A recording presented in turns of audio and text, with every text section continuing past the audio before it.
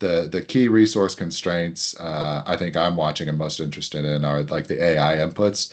It's just showing up and what are the things the Yeah. leverage longs want to get long, and it's your AI it's your AI industry key bottleneck. So talk about what we're seeing here. Yeah, so on the left-hand side, the larger chart is the average DRAM price. This is for DDR5 6000. These are again consumer prices, not necessarily what enterprises are paying. But you can see already on the RAM prices just this upward trajectory clearly. SSDs in the top right, same deal up and to the right, and then hard drives in the bottom right. I added this in here because it is still part of that data center build out. You're not seeing it rip and stay as high as RAM and SSDs, but you are still seeing that upward pressure.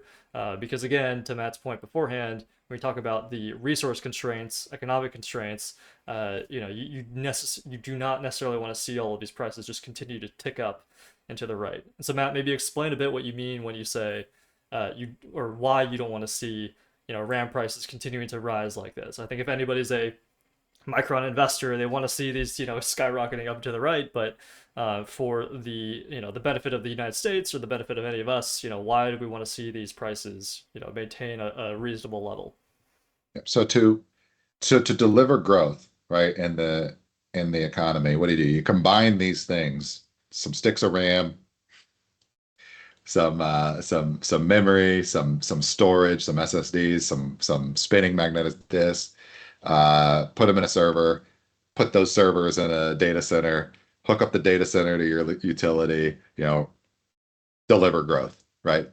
Deliver compute, and then more compute equals more growth. It's kind of the growth framework that we're on, like that is Pax Silica. So if you start to see these resource prices spike, that means we're running up against the edges of our ability to put those whole things to like the data center, units together, ship them, and ultimately deliver that, growth into the future, which an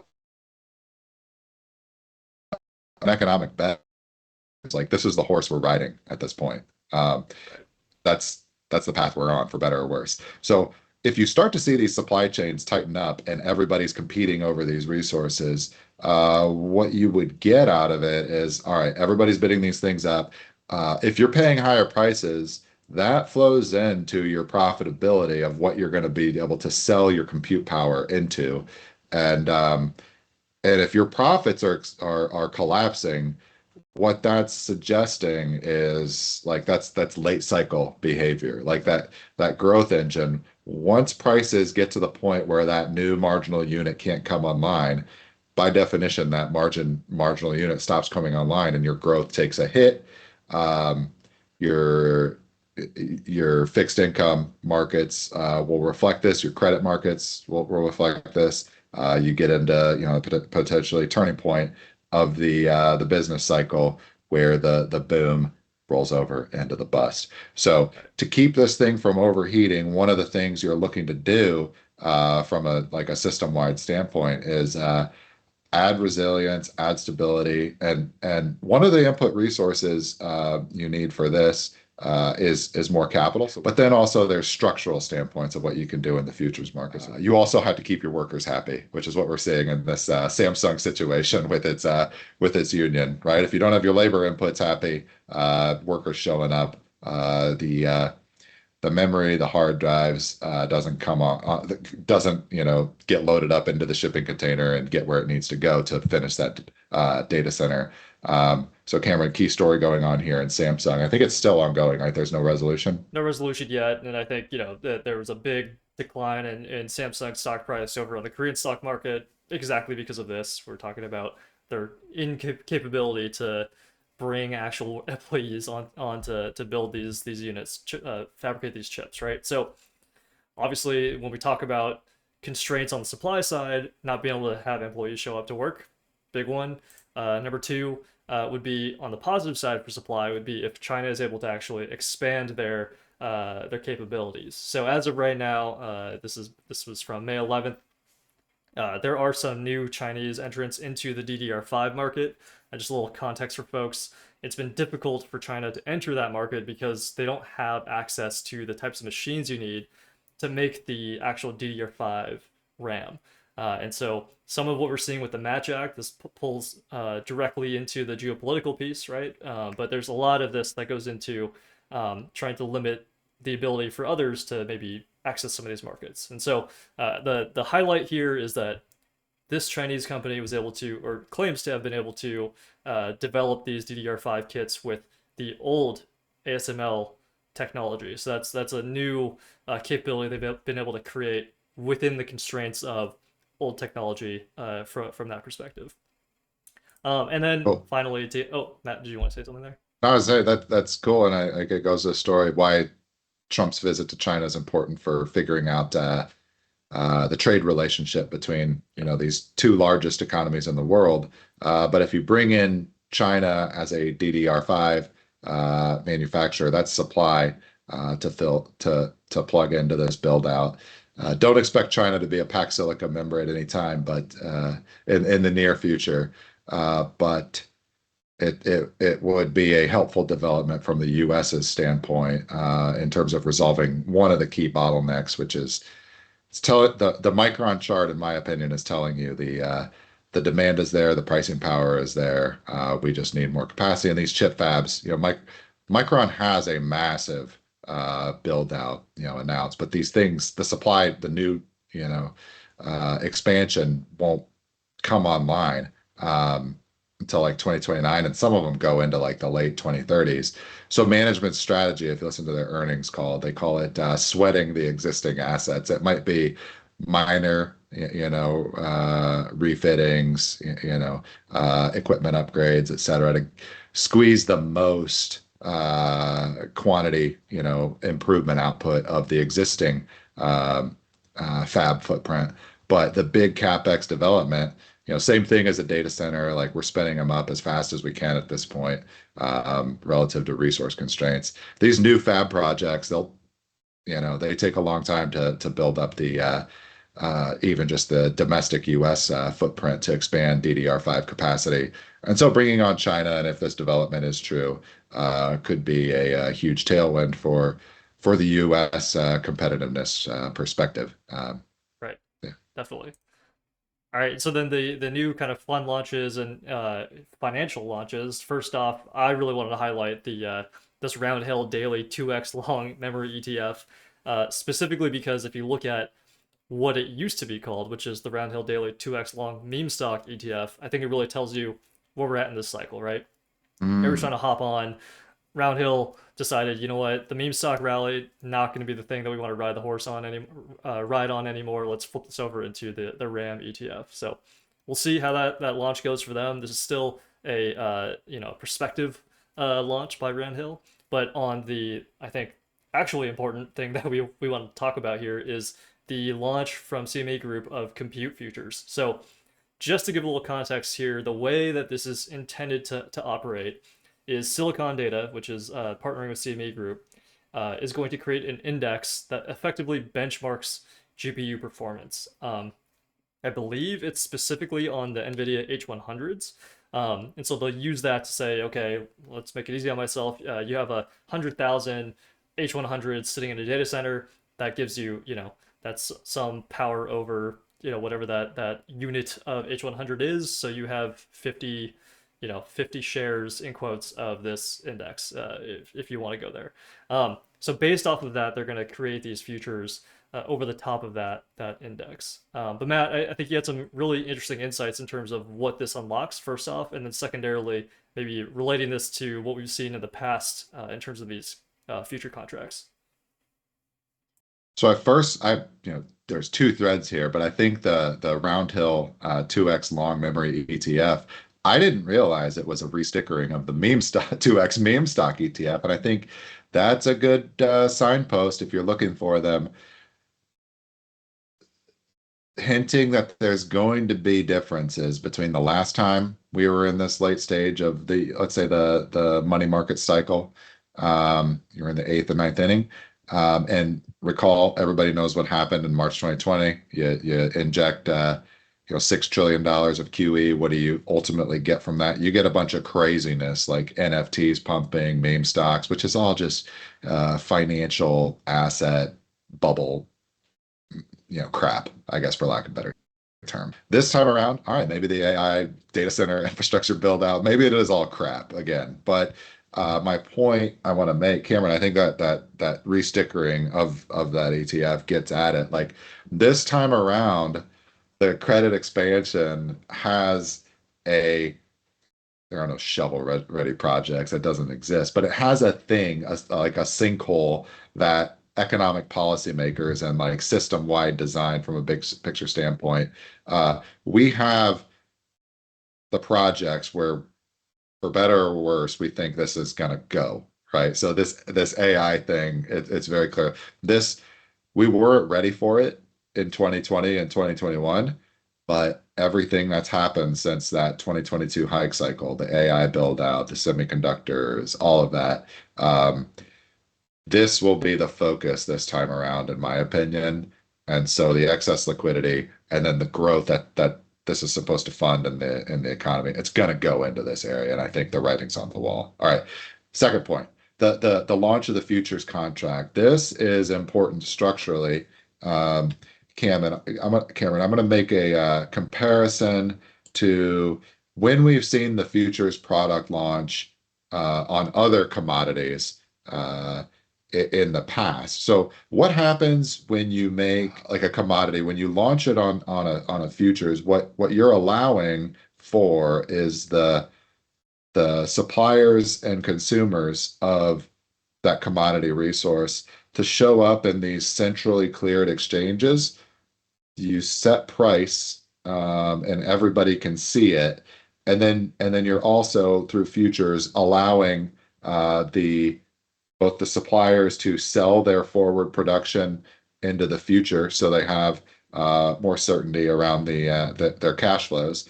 And then from the demand side as well, if you need compute, let's say you're ChatGPT or whatever, you're going to need a boatload of compute time to make your next frontier model improvement, right? Now you can go into those futures markets and show your investors, yep, we bought this compute into the future, so we generally know what it's going to take to deliver our next frontier model.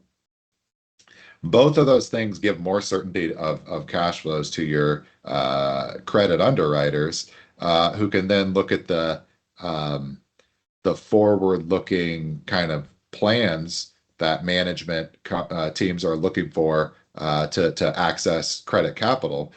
And your banker can then have more certainty or lower risk in underwriting credit. And by lowering risk, you'll get a credit expansion. Now, what this tends to be when you've seen similar situations in history, like famous products, once you shift over to that centrally cleared price setting mechanism, and what you're getting rid of is like bespoke spot markets where you would see like one consumer of a product do one by one direct relationship with a supplier. This is Right. how oil markets used to work. And this is how compute, I'm guessing, used to work. If you're Meta or whoever, you need compute resources, you would do a bespoke contract with a data center. Maybe there's a company who runs, they have a portfolio of these holdings, and then they'll enter contracts with the consumers of this data. But all of that is going to move to a centrally cleared location. And what we've seen in the past, when this happened with, say, oil with WTI in 1983, that was your sign for price stability. So famously, everybody knows the 1970s inflation was, largely ridden on the back of rising oil prices. You see it in this chart. I needed something that goes extremely far back, and Fred has oil prices in the UK going back to like 1850. And you see that surge of oil prices in the 1970s, all of that great inflation. Once you get the WTI contract launched, that creates this little mechanism where suppliers can then go forward hedge or sell their production, lock in their cash flow certainty on their own income statements. And then the same thing from the consumers themselves, airlines, maybe gas station operators, whatever. But that leads to generally a period of price stability, maybe even falling prices is generally how the effects tend to come. I'm thinking when CME launched the Bitcoin futures in was it December 2017? I think they launched, and you saw the Bitcoin blow off top to like 16 or 20,000, and then it like goes on a 3-year market from then. Generally, the launch of a futures product will slow down that kind of rising prices within a commodity resource. You've seen this in prior case studies in the past. And I think what you're looking at with compute futures being launched on the CME, probably I would expect it, base case to have a similar effect. So what you're doing, you're lowering that uncertainty. Cameron, if you want to go to 25, we'll take us home here. Um, we know from this AI build out. Now, if you take what we've talked about before, it's supposed to be your growth engine for the US economy, but also the partners of the US, right? With Pax Silica, what is that? It's an open framework where other sovereign states can join this peaceful framework, right? It's Pax. It's not supposed to be accomplished through war, conquest, etc. But you plug in other sovereign economies and their resource change, whether it's rare earth minerals, critical minerals, energy refineries, data center production, semiconductors, memory, whatever. Like you plug into that, and we're going to build out this AI future. Um, you take that and you map it onto credit markets, everything we talked about, money markets, SOFR, et cetera. We see rising interest rates from the short-term interest rate standpoint coming at some point, is what that CME 3 month SOFR futures is telling you. Don't know when, but at some point rates will, it's indicating rates will want to go up. And it kind of jives what we've been talking about. We're in an environment now of higher highs and higher lows, secular rising rates environment. We're out of the great 40-year bond bull market. But this article from Bloomberg Macro View just kind of hit home where this AI trend, where the money market trend, where the stablecoin, where Clarity Act is actually going to meet, like all these things meet up in credit markets. And this AI demand is going to be massive for credit market capacity. Keywords are here in the first sentence of this article. This implies wider corporate debt spreads across the board. Go to slide 26, Cameron. This is the deal volume and then total issuance volume in the investment grade debt market. This is for your 5 issuers: Amazon, Alphabet, Microsoft, Medical, Oracle. And you see the trend is up and to the right, right? With a big number for 2025, records on both volume and both from deal number standpoint and credit issuance. But also 2026, just year to date, we've already beat them on both counts. So this AI data center, economic growth story, it's going to consume resources both from the real economy, not just memory, SSDs, Western Digital, Seagate, hard drives, all these stocks that are going up into the right. We have to figure this out, how to deliver into this growth in credit markets themselves. And a big part of that coming to fruition, you need this CME compute product launch is going to be a big part of that. So that was a huge development this week. And slide 27, you see this is the weighting in the Bloomberg Aggregate Index for investment grade bonds. And you just see the numbers here, their current weightings. Everybody's just going to go up like a percentage point. So you're going to see a lot of bond portfolios skewing towards this build out. Everybody except for Oracle, who's already issued a lot of debt in the last 2 to 3 years on this trend. They'll increase a little bit, but this Bloomberg analysis is suggesting big ramps in the in the coming years, 2026 to 2029, from Amazon, Meta, Microsoft, Google. So this is your pressure. The next resource constraint is going to be uh, credit marks, so for credit spreads, and that's where who's going to get theirs. The first one to eat is always going to be the U.S. Treasury. After that, I'd say it's going to be the hyperscalers, because without it, I don't know that we have any other plan for delivering economic growth. And then everybody else, you're just going to have to fend for yourself. And that's where the hedging activity showing up in futures, all of that market activity we dove deep on money market rates, all of that. It's somewhere in front of us.